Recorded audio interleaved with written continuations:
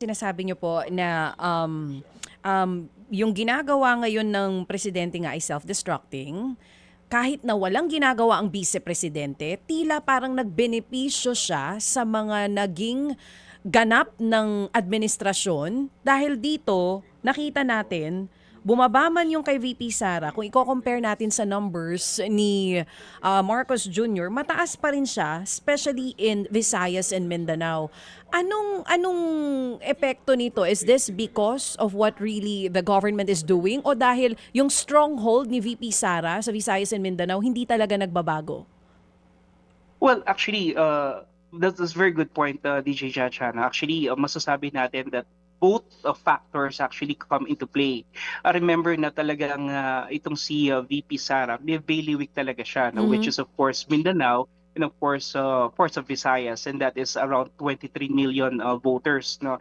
Kaya nga sinasabi ng ilan ano na kahit sabihin na natin sa 2028 elections medyo yun nga yung mga naunang mga presidential balls in the past na medyo nagli-lead hindi naging successful, talking about Isko Moreno, Grace Poe, Binay and others. I think the same may not hold true for VP Sara, primarily because she has a very strong bailiwick in Mindanao and Visayas. No, so yun nga, going back to the question, basically nakita natin dito, no, politics does not exist in a vacuum, no.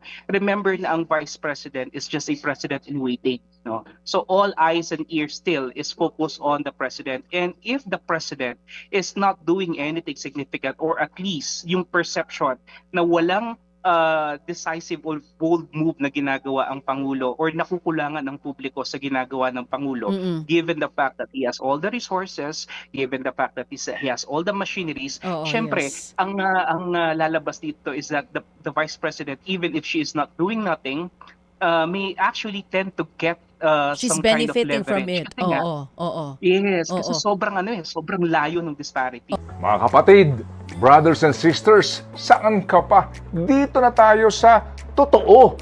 Dito na tayo sa True FM. Mga kapatid, mag-subscribe and follow po kayo sa social media accounts ng True Network PH. Yan po kami, hanapin nyo lang True Network PH, Facebook, Instagram, YouTube, TikTok, and podcast.